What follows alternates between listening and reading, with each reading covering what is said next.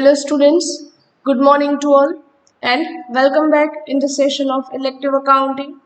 Students, in our yesterday session, I gave you one sum in your homework. एक sum તમને homework માં આપેલો હતો. Question number 8. Hope you all have calculated that sum.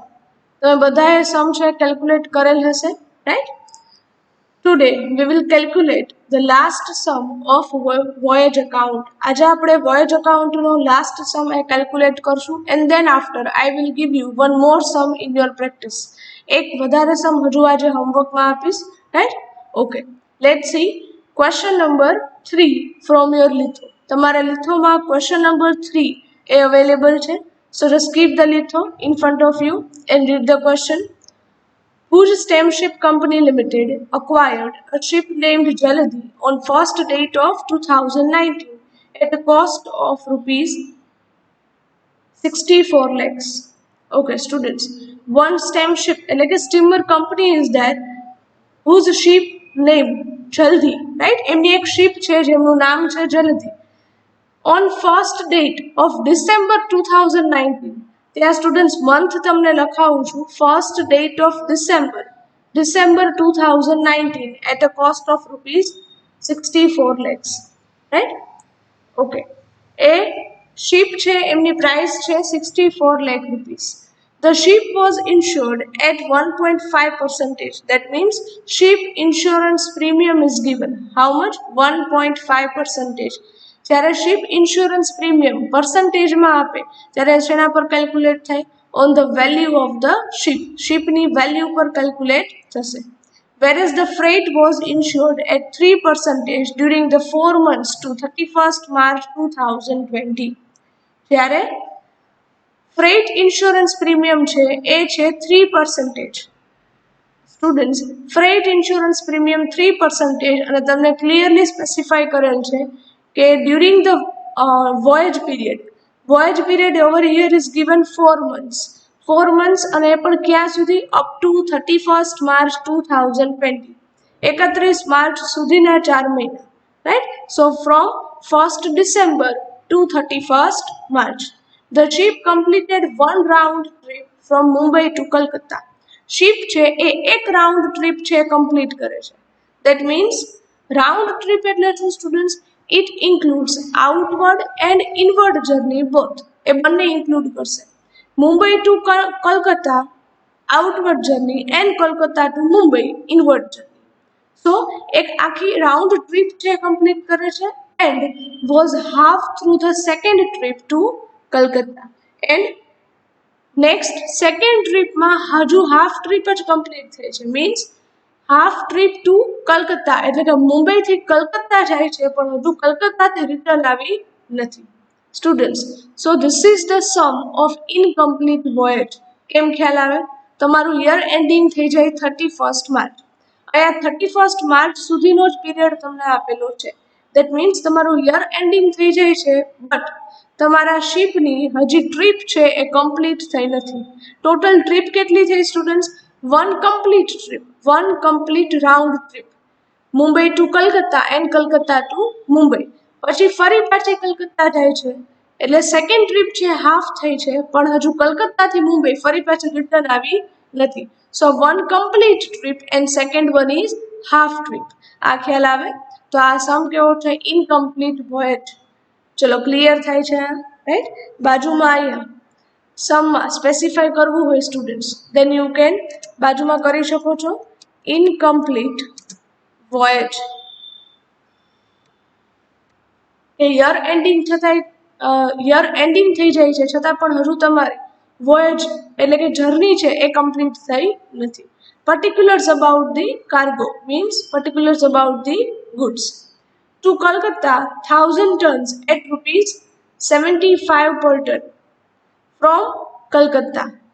It means કે Mumbai to Calcutta છે ત્યારે 1000 tons.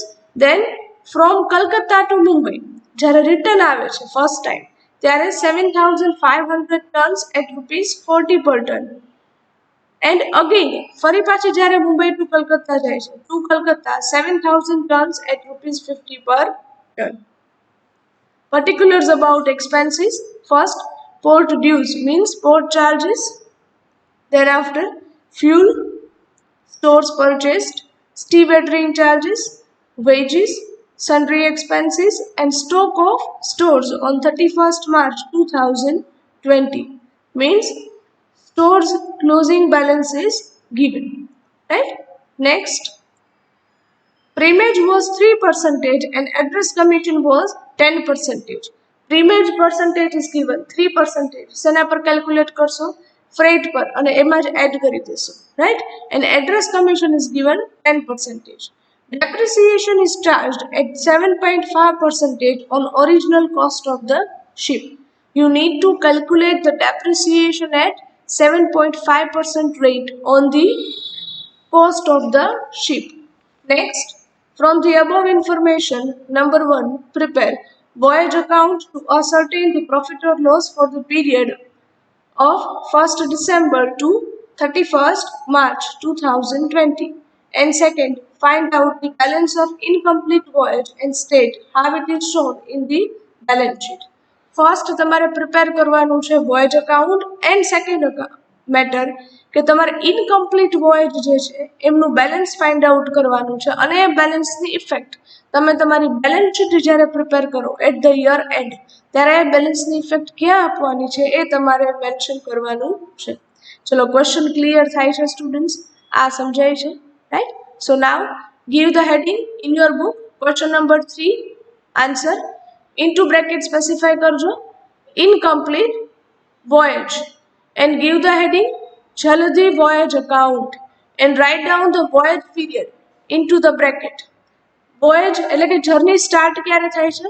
From 1st December 2019 to 31st March 2020. So the voyage period is 4 months. Draw the account. There are 2 sides, debit and credit, and on each side 2 columns, particulars and rupees, right? Now, first find out the total freight. કોઈ પણ question હોય voyage account માં સૌથી પહેલા find out કરો છો total freight. So, go in the working note part and write down the working note number 1. That is total freight. How will you calculate? Students, here 1.5 trip is there.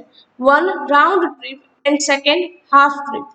First જે round trip છે એમાં outward journey શું થશે? Mumbai to Calcutta.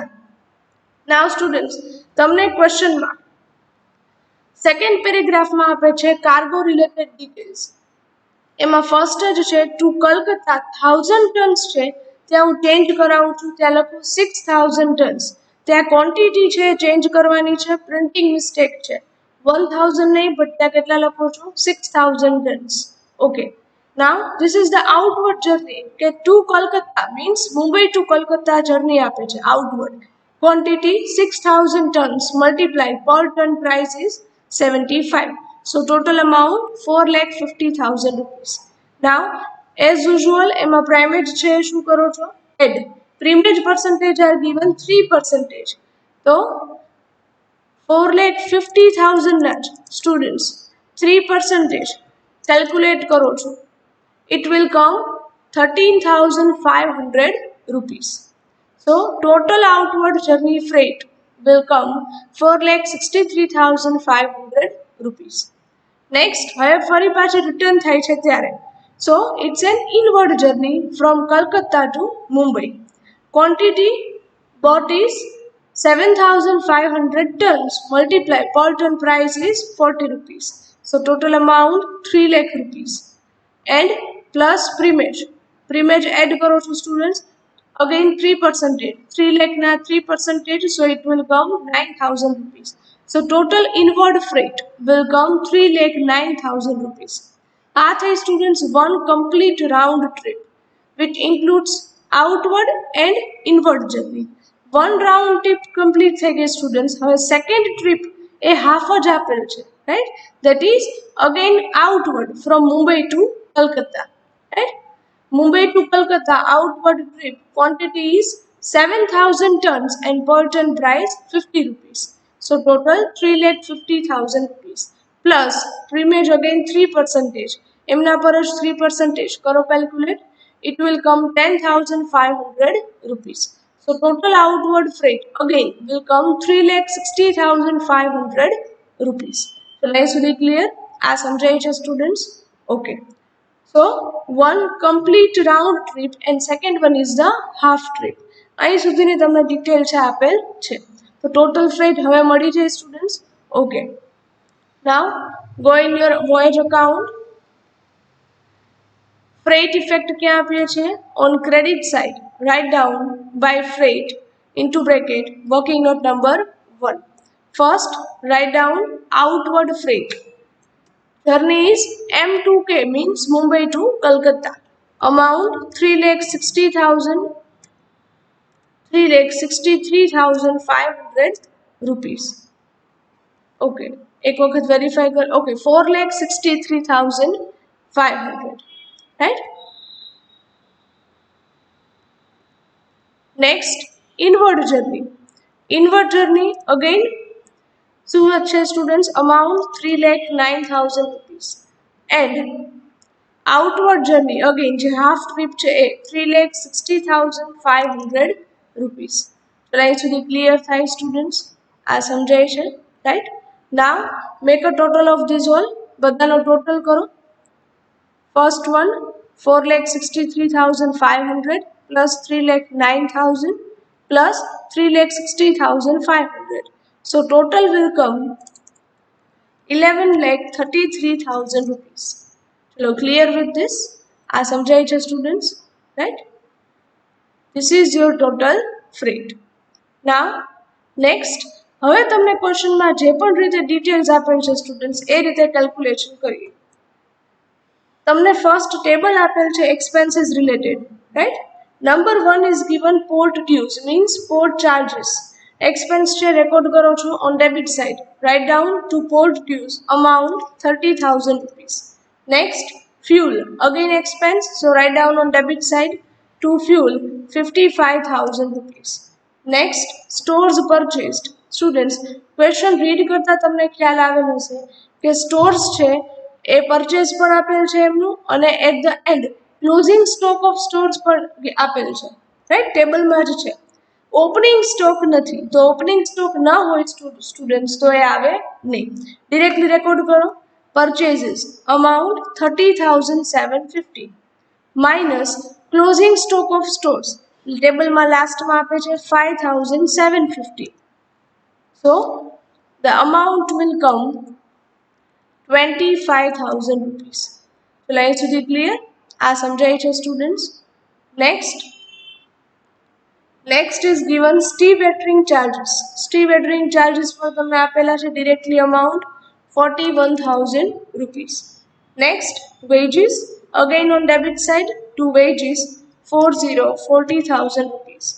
Next, sundry expenses again on debit side, write down to sundry expenses 2,175. Next, stock of stores means closing stock is given. એ તો આપણે અહીંયા જ record કરી દીધો, right?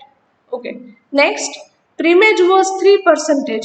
પ્રીમેજ આપણે ઓલરેડી ફ્રેટમાં એડ કરી દીધી, સો હવે એની કંઈ સેપરેટ ઇફેક્ટ આવે નહીં. Next, address commission was 10%. Address commission calculate કરો છો. એડ્રેસ કમિશન ઇફેક્ટ ક્યાં આપો છો students? On debit side. Write down to address commission and we need to find out, so write down working note number 2.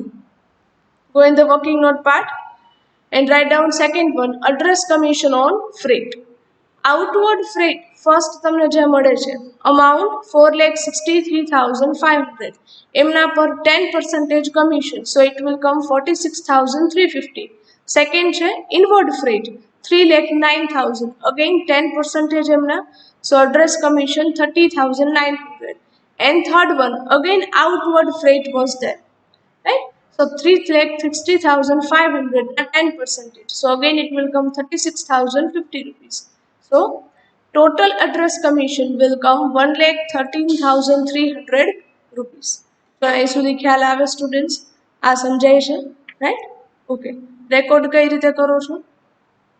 Go in your working note voyage account and write down first outward address commission 46,350 rupees, then Inward address commission 30,900, and then again outward freight commission 36,050 rupees.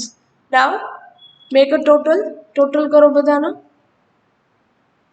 The total will come 1,13,300 rupees. Total કેટલા આવે છે students? 1,13,300 rupees. Clear? Next, depreciation is charged at 7.5% on original cost of the ship. You need to calculate the depreciation, right? એ તમારે depreciation શિપની value પર calculate કરવાનું છે. Ship value is given 64 lakh. તમને first પેરેગ્રાફમાં જ આપે છે ship value. Rate of depreciation 7.5%. આ જે ડેપ્રિસિએશન તમને મળે છે સ્ટુડન્ટ્સ એ હશે annual depreciation, 12 months depreciation. We need to find out the depreciation for the 4 months of voyage period, right? So multiply by 4 months, divide by 12. So you will get the proportionate depreciation for the 4 months. Clear? Now calculate this. It will come 1,60,000 rupees. ચલો idea આવે છે students? આ સમજાય છે, right? Next, હવે લાસ્ટમાં તમને details નથી આપેલી કોઈ સ્ટુડન્ટ્સ. ફર્સ્ટ પેરેગ્રાફ રીડ કરો ફરીથી. Second line is given. The ship was insured at 1.5%. Ship insurance premium is given. Ship insurance premium જ્યારે પર્સન્ટેજમાં આપે તો એ કેલ્ક્યુલેટ શેના પર થાય? શિપનું પ્રીમિયમ છે તો એ શિપની વેલ્યુ પર જ કેલ્ક્યુલેટ થાય. So ship value is given 64 lakh multiply insurance premium 1.5% multiply students આ જે તમને પ્રીમિયમ મળશે એ મળશે annual premium. We need to find out the proportionate premium for the 4 months. So multiply 4 months divide by total months 12. Right? Calculate karo students. It will come 32,000 rupees. ચલો આવે છે બધાને આન્સર. સાથે કેલ્સીમાં કેલ્ક્યુલેશન છે કરતા જજો. રાઈટ? 32,000 rupees. નેક્સ્ટ ત્યાં જ તમને આપે છે કે freight was insured at 3% during the 4 months to 31st March 2020. Freight insurance premium is also given. How much? 3% during the 4 months. આ જે voyage period છે એમનું જ તમને freight છે આપેલ છે. રાઈટ? આ સમજાય છે સ્ટુડન્ટ્સ? કઈ રીતે કેલ્ક્યુલેટ કરી શકાય? ટોટલ ફ્રેટ અહીંયા તમે લઈ શકો. Total freight is 11,33,000 rupees. Note down કરો. Total freight 11,33,000 rupees multiply 3% freight insurance premium. કરો કેલ્ક્યુલેશન.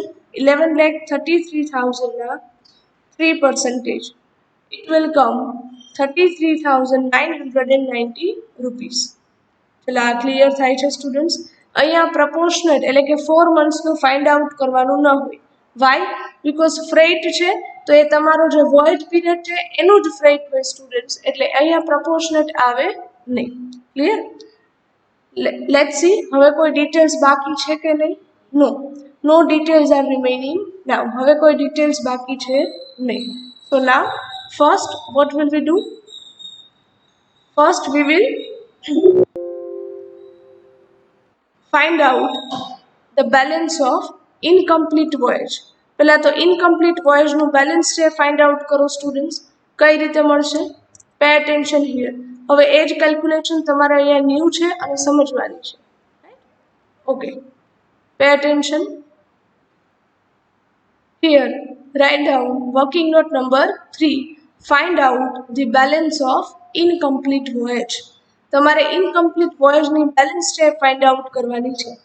કઈ રીતે મળશે સ્ટુડન્ટ્સ? પહેલાં તો ઇનકમ્પ્લીટ વોયેજ છે એમની ઇન્કમ ફાઇન્ડ આઉટ કરશું and then we will find out the expenses of incomplete voyage. બંનેના ઇન્કમ અને એક્સપેન્સીસ ફાઇન્ડ આઉટ કરવાના રહેશે. First write down the a income of incomplete voyage. Income means students can I say credit side. Income means what? Credit side of voyage account. Credit side તમે એક જ અહીંયા record કરેલ છે freight. એમાં incomplete voyage શું છે students? આ લાસ્ટ ફ્રેટ છે હું કહી શકું, રાઈટ, બીકોઝ આ તો શું છે, કમ્પ્લીટ ટ્રીપ છે. આઉટવર્ડ અને ઇનવર્ડ બંને જર્ની અહીંયા ઇન્ક્લુડેડ હતી, વન રાઉન્ડ ટ્રીપ. આ જે સેકન્ડ ટ્રીપ હતી એ જ હાફ હતી. તો હું કહી શકું કે આ જે આઉટવર્ડ જર્ની ફ્રેટ છે એ મારા માટે ઇન્કમ ઓફ ઇનકમ્પ્લીટ વોયેજ છે. આ સમજાય છે students? Right. So write down income freight into bracket for second trip. Second ટ્રીપમાં જે છે મુંબઈ ટુ કલકત્તા, રાઈટ, ત્યાં લખો Mumbai to Calcutta income is 3,60,500. એ સિવાય કોઈ ઇનકમ્પ્લીટ વોયેજ ઇન્કમ છે નહીં. સો ટોટલ ઇન્કમ અગેન કેટલી થઈ જશે? 3,60,500. અહીંયા તમે ઇનકમ્પ્લીટ વોયેજ ઇન્કમ છે ફાઇન્ડ આઉટ કરી લીધી. Next, give the heading expenses of incomplete voyage. Incomplete વોયેજના એક્સપેન્સીસ. હવે તમે જે વોયેજ અકાઉન્ટમાં ડેબિટ સાઇડ એક્સપેન્સીસ રેકોર્ડ કરો છો એ બે ટાઈપના હશે students. Some of the expenses are direct expenses and some of the expenses are proportionate or we can say general expenses. અમુક એક્સપેન્સીસ એવા હશે કે જે તમે ડાયરેક્ટલી ઇનકમ્પ્લીટ વોયેજમાં ચાર્જ કરી શકશો, જ્યારે અમુક એક્સપેન્સીસ એવા છે કે જે જનરલ એક્સપેન્સ છે જેમાં તમે એવું બાયફર્કેશન નહીં કરી શકો કે આ ઇનકમ્પ્લીટ વોયેજના છે અને આ કમ્પ્લીટ વોયેજના છે. કઈ રીતે? લેટ્સ સી, તમારા અકાઉન્ટમાં જોતા જઈએ. ફર્સ્ટ વન છે port dues. Debit side first expense છે પોર્ટ ડ્યુઝ. તો પોર્ટ ચાર્જીસ એમાં કોઈ ક્લેરિફિકેશન નથી કે આમાંથી ઇનકમ્પ્લીટ વોયેજના કેટલા અને કમ્પ્લીટ વોયેજના કેટલા. તો આ જનરલ એક્સપેન્સ કહેવાય કે ડાયરેક્ટ એક્સપેન્સ કહેવાય? This is the general expense. તો તમારે એને કઈ રીતે રેકોર્ડ કરવાનો છે સ્ટુડન્ટ્સ? તમારે બે હેડિંગ આપી દેવાના. પહેલું direct expenses of incomplete voyage and second proportionate general expenses of voyage. Port dues છે જનરલ એક્સપેન્સ છે, સો ફર્સ્ટ ત્યાં જ લખો પોર્ટ ડ્યુઝ 30,000 રૂપીસ. નેક્સ્ટ તમે તમારા અકાઉન્ટમાં રેકોર્ડ કરેલ છે ફ્યુલ. ફ્યુલમાં પણ તમે બાયફર્કેશન નથી કરી શકતા કે આમાંથી કમ્પ્લીટેડ વોયેજના કેટલા અને ઇનકમ્પ્લીટેડ વોયેજના, એટલે એ પણ થશે general expense. So write down in general expense part fuel 55,000 rupees. Next stores consumed. Again students, આ સ્ટોર્સમાંથી કમ્પ્લીટ અને ઇનકમ્પ્લીટ વોયેજના કેટલા એ તમે બાયફર્કેટ કરી શકો નહીં, તો એ પણ રેકોર્ડ કરો. જનરલ એક્સપેન્સીસમાં stores consumed 25,000 rupees. Next is given stevedoring charges. Students ક્વેશ્ચનમાં જુઓ, સ્ટીવેટરિંગ ચાર્જીસ ટોટલ અમાઉન્ટ તમને આપે છે 41,000 રૂપીસ. ઇન્ટુ બ્રેકેટ ત્યાં ઇન્ફોર્મેશન છે કે 2 રૂપીસ પર ટન. તમારી પાસે જે ઇનકમ્પ્લીટ વોયેજ જર્ની છે એટલે કે આઉટવર્ડ જર્ની, એના કેટલા ટન્સ છે ગુડ્સ લઈ જાય છે એ તમારી પાસે છે. ક્વેશ્ચનમાં જુઓ, કાર્ગો ડિટેલ્સ જે આપેલ છે એમાં સેકન્ડ હાફ ટ્રીપમાં કેટલા ટન્સ લઈ જાય છે મુંબઈ ટુ કલકત્તા? 7,000 ટન્સ. અને પર ટન સ્ટીવેટરિંગ ચાર્જીસ કેટલા છે? 2 રૂપીસ. તો આ ડાયરેક્ટ એક્સપેન્સ કહેવાય કે general? This is your general expense નહીં, but this is your direct expense, કે તમે ડાયરેક્ટલી ઇનકમ્પ્લીટ વોયેજનો જ ફાઇન્ડ આઉટ કરી શકો. રાઈટ. સો આ તમે લખશો ડાયરેક્ટ એક્સપેન્સીસમાં ફર્સ્ટ સ્ટીવેટરિંગ. જે ઇનકમ્પ્લીટ વોયેજ જર્ની છે student, second outward journey, 7,000 tons એમાં લઈ જાય છે અને પર ટન પ્રાઇસ કેટલા છે? 2 રૂપીસ સ્ટીવેટરિંગ. સો ટોટલ 14,000. આ થશે તમારો ડાયરેક્ટ એક્સપેન્સ કે જે તમે ડાયરેક્ટલી ઇનકમ્પ્લીટ વોયેજનો ફાઇન્ડ આઉટ કરી શકો. Next veggies. વેજીસ છે તો એમાં તમે બાયફર્કેશન નહીં કરી શકો students, so this is your general expense. Write down wages 40,000. Next sundry expense, again general expense છે તો ત્યાં જ કરો record. Next closing stock of stores, એ તો તમારે રેકોર્ડ થઈ ગયું કન્ઝમ્પશનમાં. નેક્સ્ટ તમે રેકોર્ડ કરેલ છે એડ્રેસ કમિશન. એડ્રેસ કમિશન પણ તમે જે સેકન્ડ હાફ ટ્રીપ છે એનું અલગથી ફાઇન્ડ આઉટ કરેલું છે સ્ટુડન્ટ્સ. રાઈટ. આ એડ્રેસ કમિશન કે જે આ સેકન્ડ હાફ ટ્રીપ હતી એનું એડ્રેસ કમિશન તમારી પાસે ડિરેક્ટલી છે ઇનકમ્પ્લીટ વોયેજનું, તો તમે ડિરેક્ટલી લખી શકો ત્યાં. સો રાઇટ ડાઉન ડાયરેક્ટ એક્સપેન્સીસમાં લખો ત્યાં એડ્રેસ કમિશન તમે ઇનકમ્પ્લીટ વોયેજનું જ લેશો. રાઈટ. તો એ તમારો જનરલ એક્સપેન્સ નથી પણ ડાયરેક્ટ એક્સપેન્સ છે Mumbai to Calcutta. Right. 36,050 rupees. Right. Next depreciation છે એ પણ તમારો જનરલ એક્સપેન્સ થશે.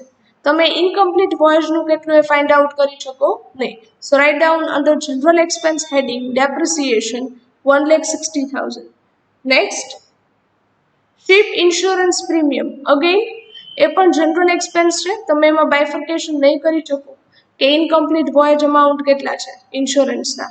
સો write down under general expenses insurance 32,000 rupees. Next one, freight insurance. Freight insurance students તમે અગેન ફાઇન્ડ આઉટ કરી શકશો ઇનકમ્પ્લીટ વોયેજનું. વાય? બીકોઝ તમારી પાસે ઇનકમ્પ્લીટ વોયેજ છે, એટલે કે સેકન્ડ હાફ ટ્રીપ છે આજે આઉટવર્ડ, એમનું ફ્રેટ તમારી પાસે છે 3,60,500. તો એમના directly 3% freight insurance find out કરી શકો, right? So here I M writing into the bracket 3,60,500 na 3% freight insurance. So it will come 10,815 rupees. ચલો આ ખ્યાલ આવે છે સ્ટુડન્ટ્સ? હવે કોઈ એક્સપેન્સીસ રેકોર્ડ કરવાના બાકી છે નહીં. તમારા અકાઉન્ટમાં ચેક કરી લ્યો, ફ્રેટ ઇન્સ્યોરન્સ સુધીના બધા એક્સપેન્સીસ રેકોર્ડ કરી લીધા, રાઈટ? નેક્સ્ટ, ચલો પહેલા શું લખશો? એ કરીને ઇન્કમ ફાઇન્ડ આઉટ કરશો ઇનકમ્પ્લીટ વોયેજની. સેકન્ડ બી કરીને લખો છો expenses of incomplete voyage. Expenses બે ટાઈપના હશે. એક ફર્સ્ટ છે ડાયરેક્ટ એક્સપેન્સીસ કે જે તમે ઇનકમ્પ્લીટ વોયેજના જ ફાઇન્ડ આઉટ કરી શકશો, અને સેકન્ડ છે જનરલ એક્સપેન્સીસ કે જે જનરલ હશે, right? Okay, now first make a total of direct expenses. Direct એક્સપેન્સીસનો ટોટલ કરો. Total will come 60,865 rupees, right? હવે જનરલ એક્સપેન્સીસનો ટોટલ કરો સ્ટુડન્ટ્સ. જનરલ એક્સપેન્સીસનો ટોટલ આવે છે 3,44,175, રાઈટ? આ ટોટલ છે કે જેમાં કમ્પ્લીટેડ વોયેજ અને ઇનકમ્પ્લીટ વોયેજ બંનેના જનરલ એક્સપેન્સીસ ઇન્ક્લુડેડ છે, એટલે કે બંનેના એક્સપેન્સીસ ઇન્ક્લુડેડ છે, રાઈટ? તમારી કમ્પ્લીટેડ જર્ની અને ઇનકમ્પ્લીટેડ જર્ની બંનેના એક્સપેન્સીસ આમાં છે. તો હવે એમાં પ્રપોર્શનેટ ફાઇન્ડ આઉટ કઈ રીતે કરશો? જે પણ ટોટલ આવે એને ડિવાઈડ બાય કરો છો 5th, એટલે કે 1/5 ઓફ ધીસ ટોટલ 3,44,175. એનો 5th પોર્શન છે તમારે ફાઇન્ડ આઉટ કરવાનો છે. કોઈ પણ ક્વેશ્ચન હોય ઇનકમ્પ્લીટેડ વોયેજનો, તમારે જે પણ ટોટલ આવે જનરલ એક્સપેન્સીસનો એનો 5th પોર્શન ફાઇન્ડ આઉટ કરવાનો. So it will come 68,835. હવે તમને પ્રપોર્શનેટ મળી ગયા સ્ટુડન્ટ્સ. આ હતા જનરલ એક્સપેન્સીસ બધા માટેના. આ મળી ગયા તમને તમારા ઇનકમ્પ્લીટેડ વોયેજ માટેના, રાઈટ?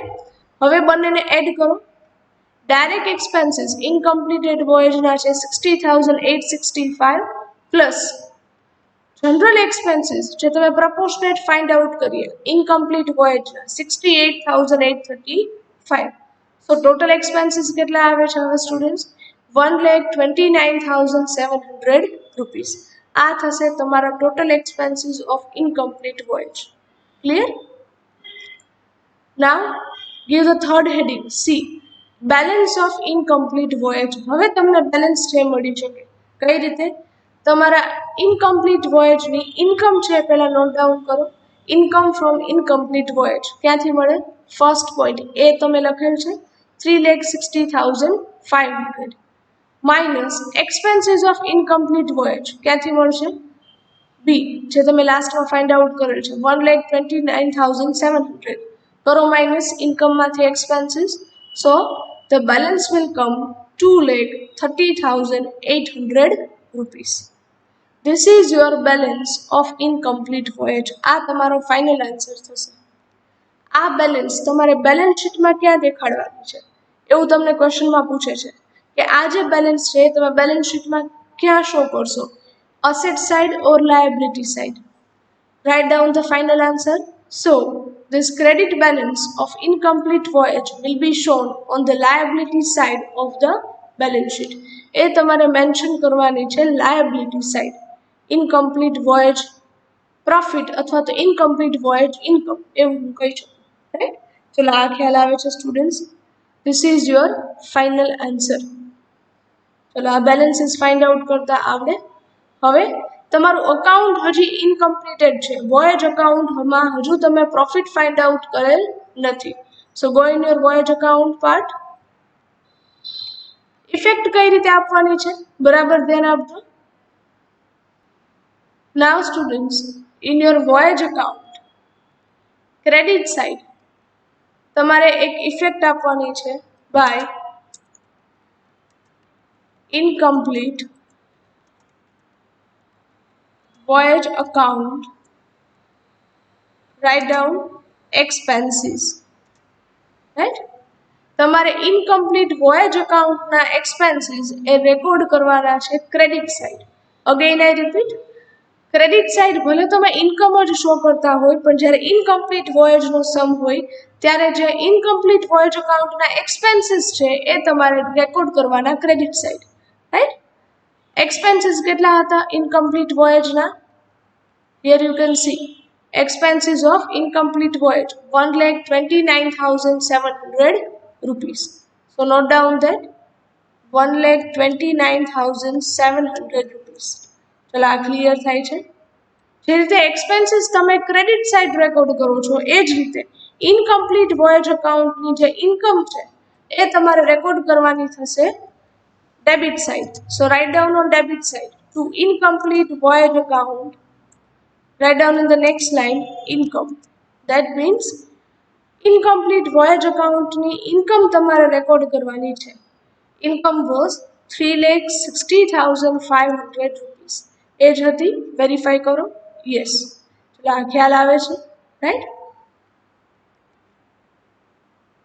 તમારા વોયેજ અકાઉન્ટમાં તમારે ઇનકમ્પ્લીટ વોયેજના ઇન્કમ અને એક્સપેન્સીસ આ રીતે રેકોર્ડ કરવાના છે. Now we will close the voyage account. હવે આપણે વોયેજ અકાઉન્ટ છે એ ક્લોઝ કરીએ છીએ. કઈ રીતે? Make a total of credit side. Credit સાઇડનો ટોટલ કરો students. 11,33,000 plus 1,29,700. So total of voyage account will come 12,62,700 rupees. Right?